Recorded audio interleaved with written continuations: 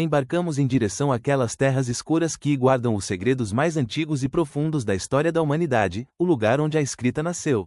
Algumas das tábuas escritas mais antigas feitas pelas mãos humanas, ao serem extraídas do solo e traduzidas, revelaram uma verdade que chocou o mundo inteiro. Estas tábuas de argila quebradas de milhares de anos contam histórias de criação que ainda hoje nos parecem incrivelmente familiares. A existência do primeiro homem, um grande dilúvio devastador que engoliu o mundo, a lenda da criação a partir do barro e a ordem nascendo do caos.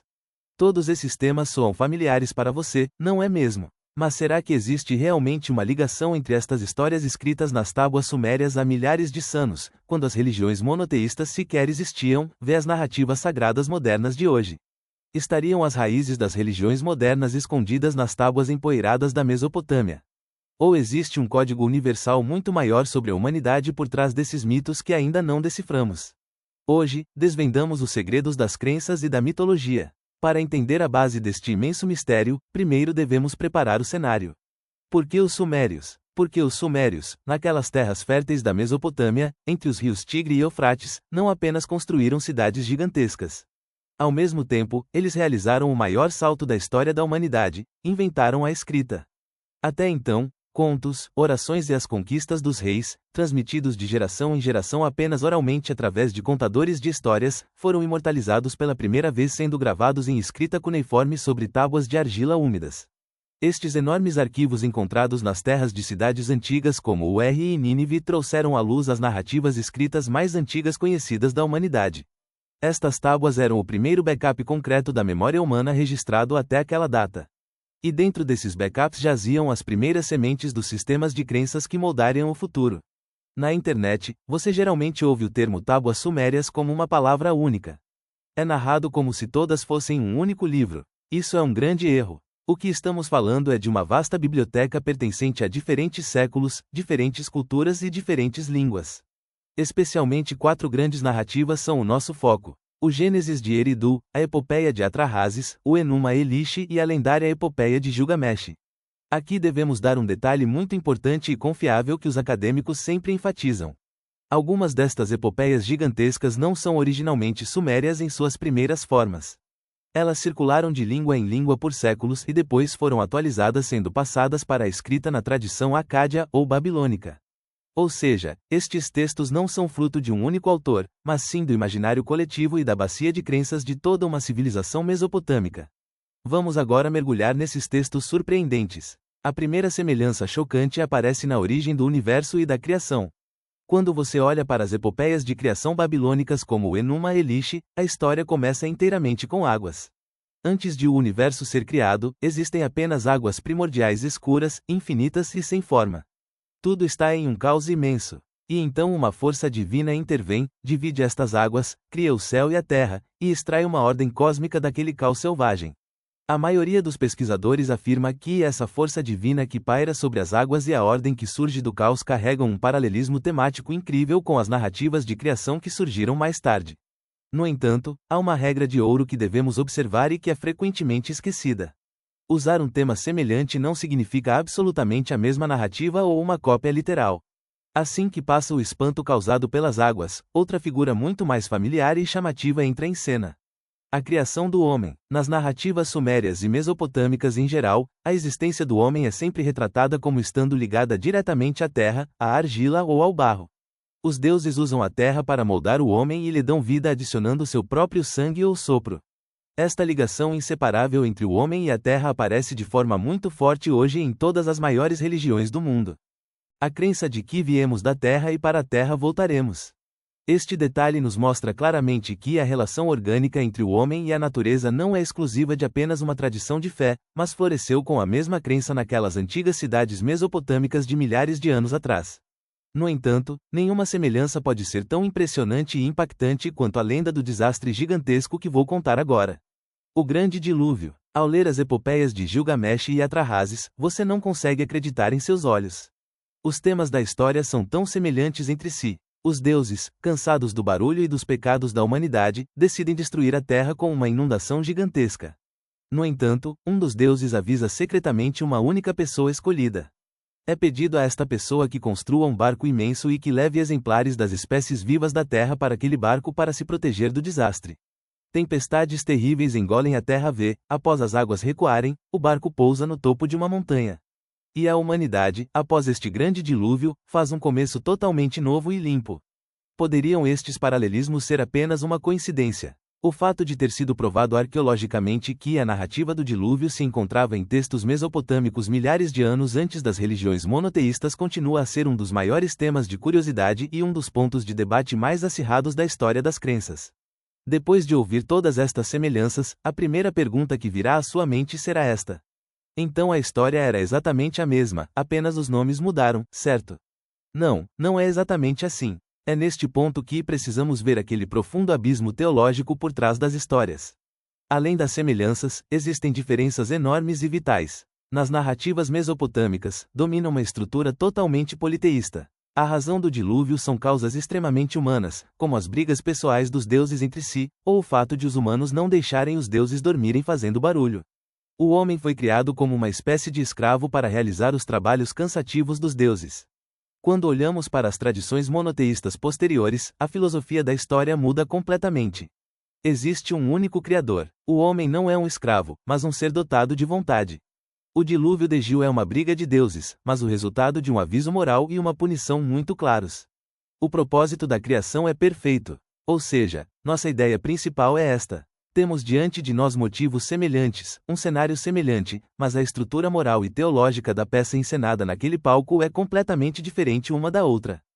Chegamos àquela pergunta mais ardente. Poderia ter sido feito copiar e colar, direto dos sumérios para as religiões monoteístas? A resposta mais científica e segura a ser dada a esta pergunta é que o Antigo Oriente Próximo era uma imensa bacia cultural comum.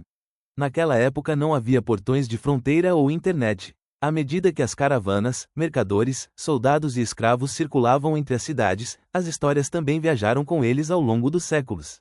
Os mesmos temas foram adotados por diferentes nações, moldados e reprocessados de acordo com seus próprios sistemas de crenças. Muitos estudos acadêmicos modernos enfatizam claramente que a cultura mesopotâmica constitui um pano de fundo muito importante nas narrativas da criação e do dilúvio.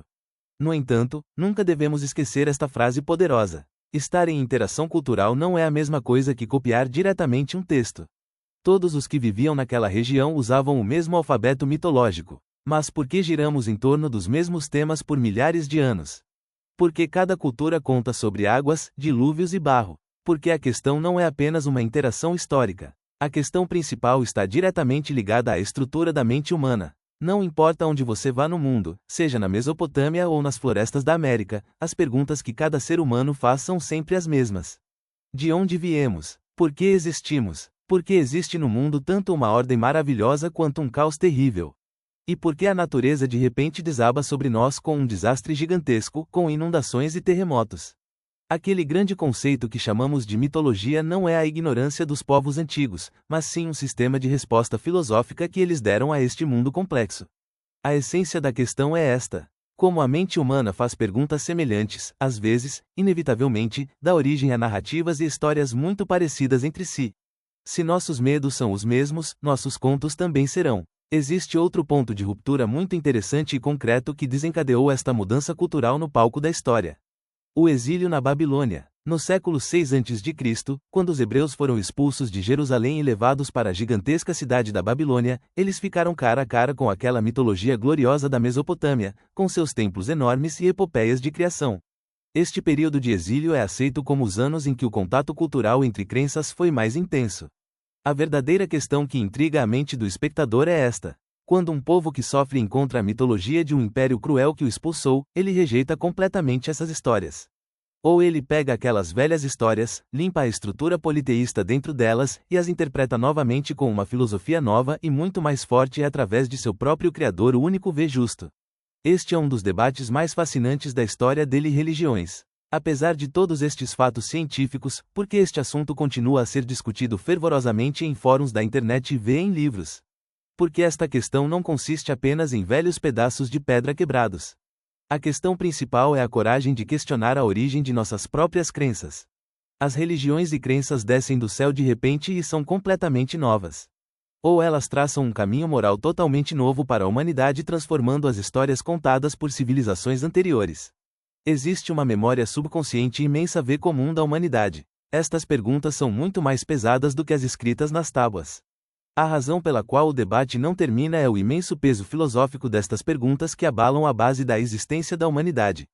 É exatamente por causa desse sentimento de curiosidade que a cultura popular exagera o evento incrivelmente.